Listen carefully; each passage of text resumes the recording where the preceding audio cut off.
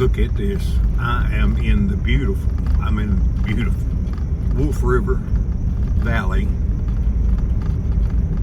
near the Alvin C. York home site. I've been invited up here today, and I consider it a special invitation to hike off some private lands and into the lower reaches of the Pogue Creek section. And I've been wanting to get down in here for years, so man, let's see what we can find.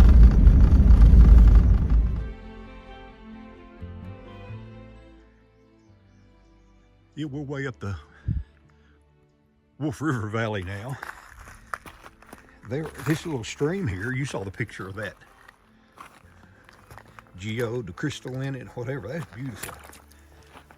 And got some kind of eggs. And they're all strung out like a corkscrew. That's awesome. And I'll introduce Britton right here in a minute, but he's got a story about this road that's fascinating.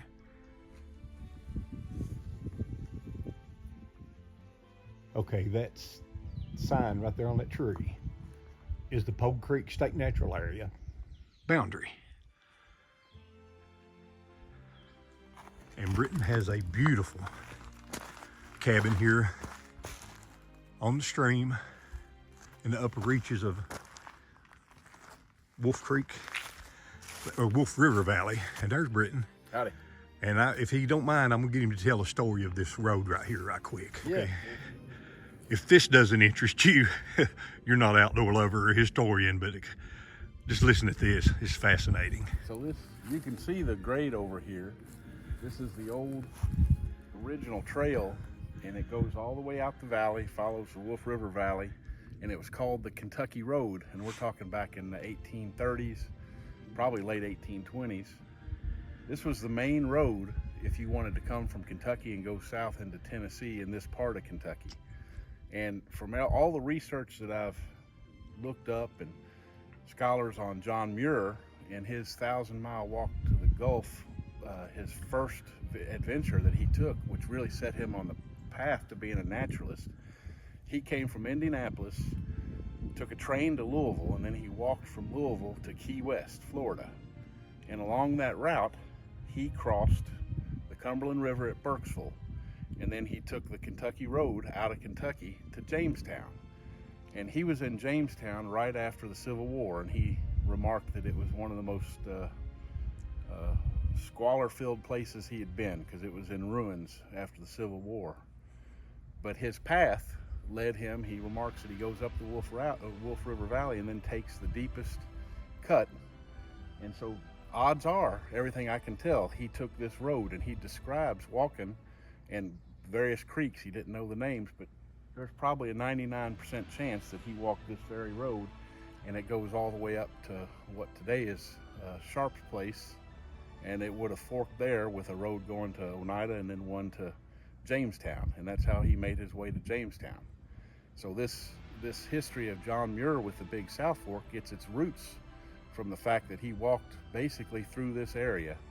And in the 1,000-mile walk to the Gulf, he also remarks that it was the first mountains that he had ever seen.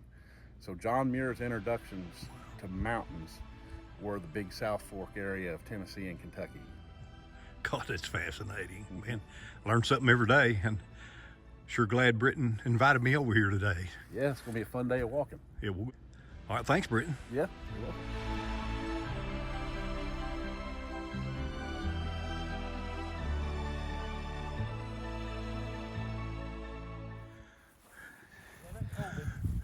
Yeah, Britton's gonna lead us, and that's his brother, Chris, upstream to a place called Seven Falls.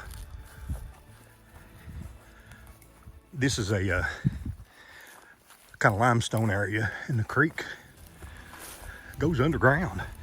But up where the falls are, hopefully it's still in the sandstone and there'll be some flow. Here we go.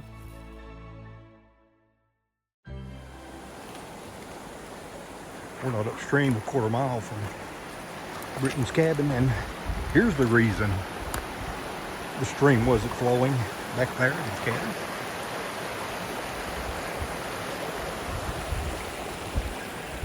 Flowing pretty good From here, man, most of it goes right underground. We're in limestone. This gives us a lot of hope that the waterfall will be flowing on up here.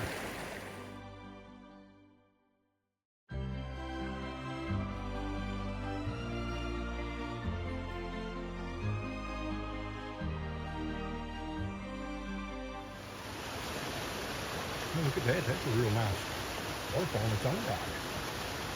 But, man, just beautiful down through here. Look at that.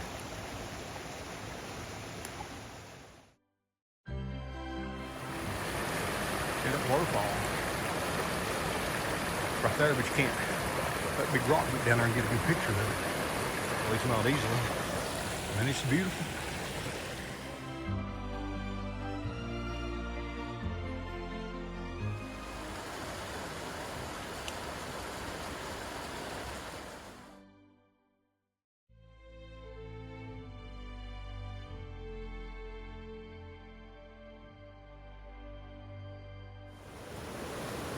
Well, that's a 10-foot dropper mower down there, lad. It's beautiful blue water. I don't know if we get a vantage point to it or not. That'd be nice. The water's that I'm coming to a pool. Like that one we jumped off on. Over my mind from a deep water pit and little fish. Yeah, it's deep blue water in places. Yeah, that'd be ideal. Maybe just right down in between those. Or maybe up on those big rocks. Right in there to get a good point of that. That'd be nice. This.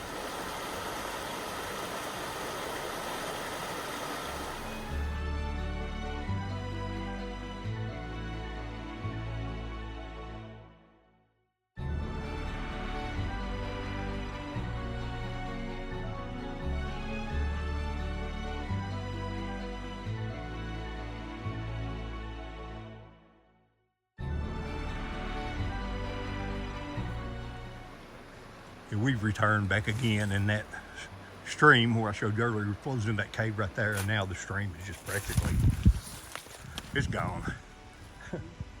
Underground. I think that's cool.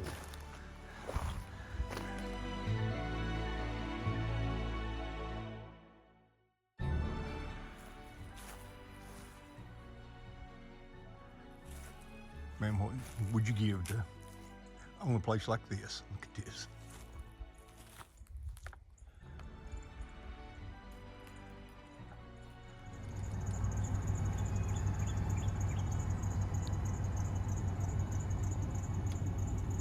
Man, what a beautiful spot Britton's got down here. Man, it's awesome.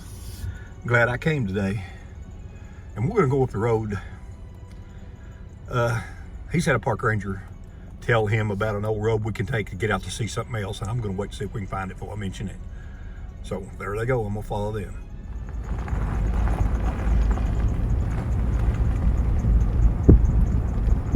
Beautiful country down here. Probably hear the old blazer running. I'm sitting here parked right by the road, and even though right back there we were thwarted by a locked gate, we were given a gift. Look at this. White trilliums everywhere.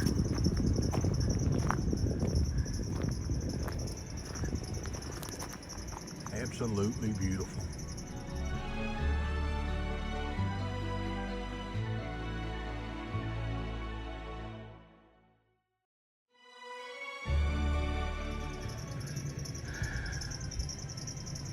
Yeah, there are a lot of them here, and there's a couple different patches like this one on this road. It's just one I decided to stop at. Okay, gotta head on down the road.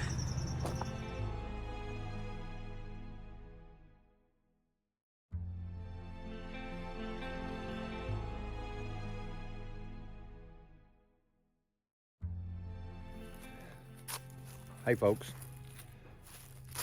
I'm back home, which I'm gonna call Big South Fork home, but I'm back home in Big South Fork now.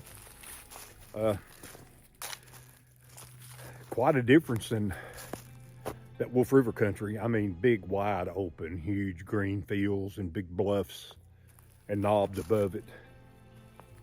I mean, just totally beautiful. And as I came back, I turned off at Sharp's place. And if you heard Britton's little history lesson about John Muir coming through there from the old road by where his cabin is up to Sharp's place, you know, that's